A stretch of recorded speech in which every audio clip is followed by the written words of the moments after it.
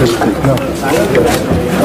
Sir, क्या मामला था? क्या आज इलेक्शन फॉर्म की छाननी की तारीख थी और दोपहर में छाननी के वक्त दो उम्मीदवार, एक अफजलुद्दीन और दूसरे रविंद्र थोराट, ये दोनों ने माननीय अशोक जी चौहान साहब इनके नॉमिनेशन फॉर्म पे ऑब्जेक्शन लिया था।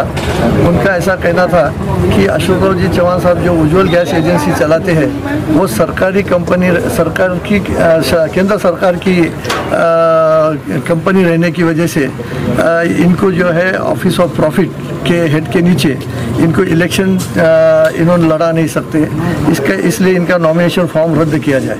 दूसरा एक ऑब्जेक्शन ऐसा था कि इन्होंने इनके लड़कियों का जो एविडेंस अपना एफिडेविट में जो डिटेल्स देना चाहिए और डिटेल्स दिया नहीं, और ये कारण की वजह से भी इनका नॉमिनेशन रद्द किया जाए। हमारा ऐसा कहना था कि भारत पेट्रोलियम कॉरपोरेशन ये गवर्नमेंट ऑफ इंडिया की नहीं है, ये एक अलग कंपनी है जो कंपनी कायदे के तहत फॉर्मेशन हुई वाली है, और इसके लिए अगर कोई ट्रेडिंग करता होगा तो वो ऑफिस ऑफ प्रॉफिट में नहीं आता। हमारा जो स्टैंड था वो रिटर्निंग ऑफिसर ने मंजूर किया है। और दूसरा जो ग्राउंड उन्होंने लिया था कि इलेक्शन एफिडेविट में कुछ जो मालूमात दी नहीं है, इसलिए हमारा भी ये कहना था कि उनके दोनों लड़कियां ये जो है मेजर हो चुके हैं, ये खुद कमाने वाले हैं, डिपेंडेंट नहीं है, इसलिए जो है उनकी मालूमात देने की ज़रूरत नहीं है।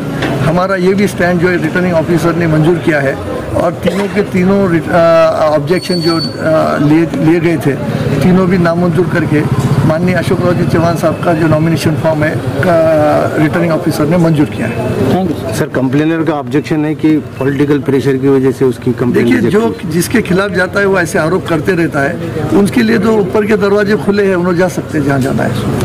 लेकिन जो फैसला हुआ है ये सुप्रीम कोर्ट और हाई कोर्ट के अलग अलग जो फैसले हुए वाले हैं, वो फैसले का दाखिला हमने दाखिल किया था और उसके बिना के ऊपर ये फैसला हो रहा है। उन्होंने जाते होंगे तो उसके लिए उनके लिए दरवाजे खुले हैं, हमारे लिए। बोलना चाहेंगे इस पूरे मामले के बारे में? ये बीजेपी की चाल है और ये जानबूझ के किया गया हुआ है।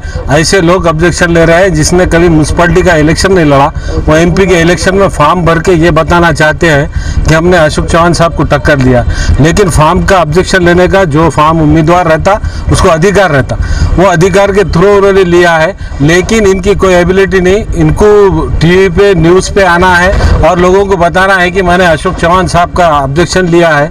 तो ये तो लोग बीजेपी के मिले हुए लोग हैं, शिवसेना के लोग हैं, इन्होंने तो अपनी जात बताना ही चाहते हैं और हम क्या है, हमारी एबिलिटी क्या है, ये बताने के लिए ये लोगों ने जानबूझकर न्यूज़ में रहने के लिए, अशोक चौहान साहब को बदनाम करने के लिए ये षड्यंत्र रचा हुआ है। मैं तो कहूँगा कि इतना वक्त नहीं लेते हुए जब जिला अधिकारी ने फैसला लेना चाहिए था, और सच्चाई यही है कि इन्होंने जानबूझकर रोका। बताया कि भाई मैं हाईकोर्ट सुप्रीम कोर्ट जाऊंगा, आपका क्या कहना है? हाईकोर्ट सुप्रीम कोर्ट तो सबके लिए खुले है, यही तो है ना। नगर पालिका का गली का इलेक्शन नहीं लड़े आप, लोकसभा का इलेक्शन फॉर्म भर के, और मैं अशोक चौहान साहब की तकरार करूंगा और बड़े आदमी के साथ रहूंगा तो मेरी भी न्यूज़ बनेगी, बाकी कुछ नहीं है। उनका बोलना है कि उनके पास लीगल कुछ पॉइंट है जिसकी बिना पे उन्होंने ऑब्जेक्शन लिया, और उसको वो ऑब्जेक्शन जो है उनका सुना गया तफसील से। तो हर आदमी वही बोलता है लीगल, इसलिए तो फॉर्म भरे बोल के तो जिला अधिकारी ने उनको बुलाकर उनका डिसीजन लिया, नहीं तो उनकी औकात थी क्या जिला अधिकारी तक पहुंचने की। ये ऐसे ही लोग हैं, ये टीवी के ऊपर और अशोक चौहान साहब को बदनाम करने की कोशिश कर रहे हैं। शेख साहब, जो आपने जो ऑब्जेक्शन लिए थे आज कलेक्टर साहब ने फिटर दिया, आगे आपकी क्या भूमिका रहेगी, क्या करने वाले? आज जो डिसीजन नांदेड़ के रिटर्निंग ऑफिसर कलेक्टर साहब ने लिया है अरुण डोंगरे जी ने, वो प्रेशर के अंदर लिया है। माजी मुख्यमंत्री अशोक चौहान और कांग्रेस के महाराष्ट्र प्रदेश अध्यक्ष, इनके इन्फ्लुएंस के अंदर ये इन्होंने ये निर्णय लिया है, और हम ये निर्णय के खिलाफ में अपील करेंगे।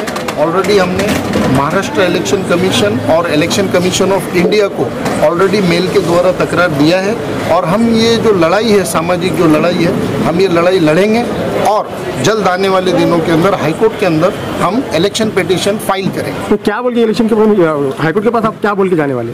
फॉल्स एफिडेविट सबमिट किया है। 2014 का एफिडेविट और 2019 के एफिडेविट अशोक चौहान जी के उसके अंदर डिफरेंसेस हैं। 2014 के एफिडेविट के अंदर lakhs and crores of rupees के जो फंड्स हैं वो एडवांसेस और लोन्स बताए गए हैं, और जबकि डेबिट हुए हैं, क्रेडिट हुए हैं, लेकिन वो 2019 के अंदर all of a sudden vanish हो गए हैं। और उनके जो डॉटर्स हैं श्री सुजया और जया चौहान, उनके जो इनकम सोर्सेस और जो अर्निंग्स हैं वो एफिडेविट के अंदर नहीं बताए गए हैं। एक फैमिली है, एक छत के अंदर रहते हैं और एक जगह खाते पीते रहते हैं, लेकिन उनके इनकम सोर्सेज उन्होंने उसके अंदर एफिडेविट में नहीं बताए। और affidavit is a part of the nomination, और उन्होंने बहुत सारे जो है इलेक्शन कमीशन को रॉन्ग फॉल्स इंफॉर्मेशन दिया है, और ये वायलेशन है by the guidelines given by the election commission of India. कब जाने वाले हाई कोर्ट में? हम जल्द ऑर्डर की कॉपीज लेंगे और फास्ट हम एक्शन लेंगे। During the process of election हम पिटिशन फाइल करेंगे। मांगनी क्या करेंगे वहाँ पर कि इनका फॉर्म, इनका जो नॉमिनेशन है वो रद्द होना चाहिए। हम कॉन्स्टिट्यूशन ऑफ इंडिया लॉ के हिसाब से हम ये फाइट कर रहे हैं। भले ही मैं एक आम आदमी हूँ, लेकिन हमारी लड़ाई लड़ते रहेंगे, और हमको जब तक इंसाफ नहीं मिलेगा ये लड़ाई हम लड़ते रहेंगे। हमारे यहाँ मुख्तलिफ कंपनियों के इलेक्ट्रॉनिक्स और प्लास्टिक के तमाम सामान और फर्नीचर दस्तियाब है। एक मरतबा तशरीफ लाकर खिदमत का मौका दे। प्रोपराइटर हाफिज मदरुल्लाह बेग, अदर Baig, Al Barkat home appliances, furniture and electronics, टायरबोर्ड, दिगलू नाका, नांदेड़।